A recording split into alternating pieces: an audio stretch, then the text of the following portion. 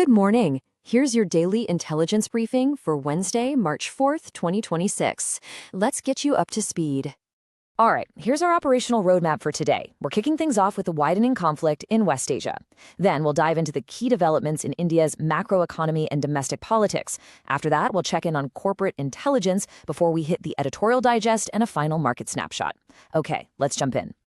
We're starting with our lead story. As of March 3rd, the conflict in West Asia has, it's entered a new and much more dangerous phase. So Iran really ramped things up on Tuesday. They've expanded their attacks to include economic targets and even U.S. missions right across the Gulf.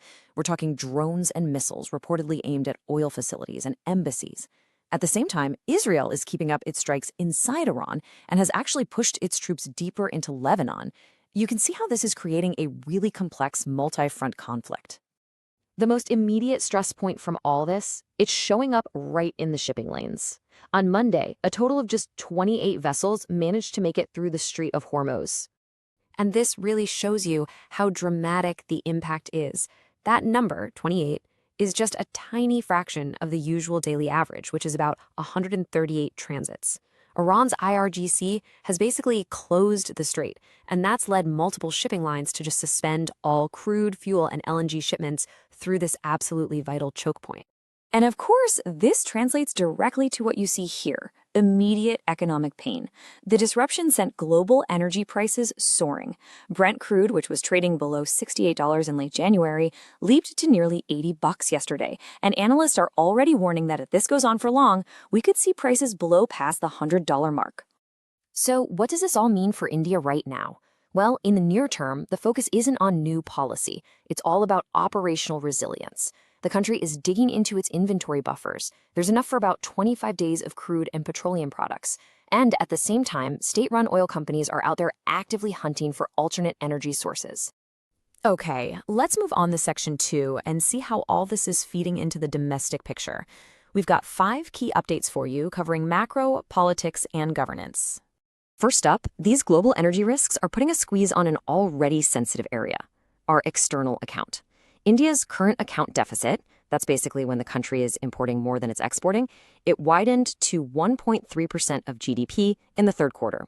With foreign investment also leaving the country, a bigger oil import bill could put some serious pressure on the rupee. Next, let's go to Tamil Nadu, where some high-stakes political math is still being worked out.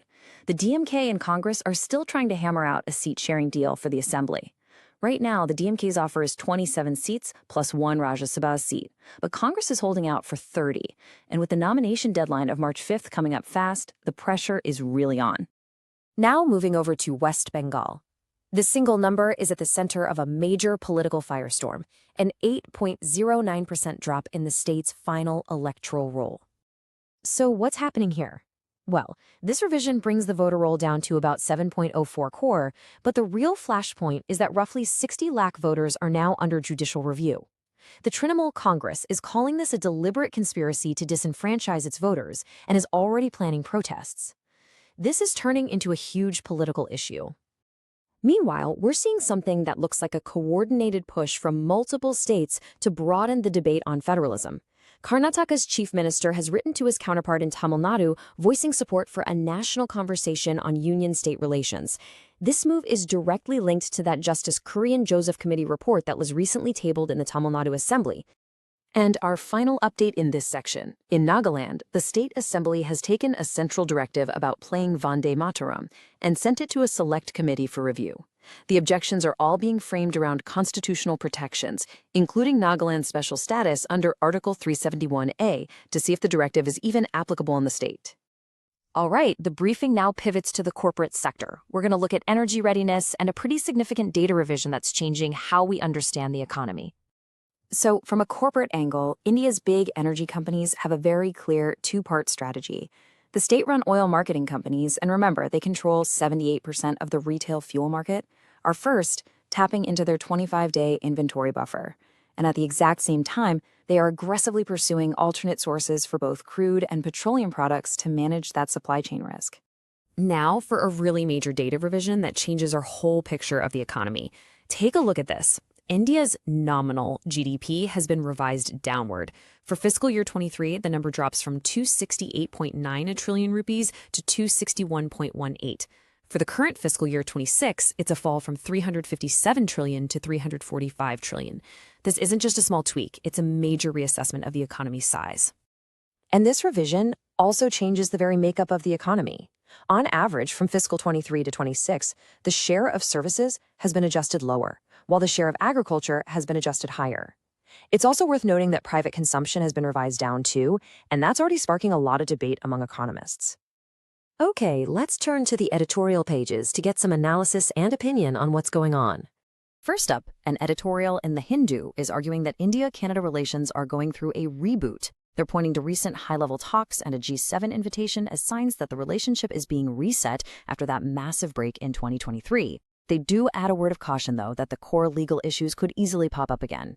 Next, Mahesh Sachdev makes a case for India to start treating its defense exports as a strategic tool, especially now with Pakistan's recent gains.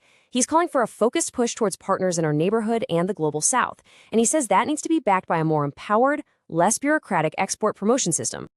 And finally, Mihir Sharma in Mint takes a look at the potential end of revenue deficit grants for states. He argues that while these grants have been a kind of financial safety net, they also created what he calls a moral hazard. Basically, they gave states less incentive to be fiscally careful. He warns that pulling them away could put a really sharp and uneven strain on certain states as they're forced to adjust. All right, let's wrap things up with a look at the audited closing numbers from the market. Here are the verified data points as of March 3rd. Brent crude is sitting at $79.70 a barrel, which is a big jump from late January. India's current account deficit for Q3 is confirmed at 1.3% of GDP. And that key shipping risk number we've been talking about, Hormuz transits are down to just 28 vessels, a huge drop from the average of 138. That concludes this intelligence briefing. We'll see you tomorrow.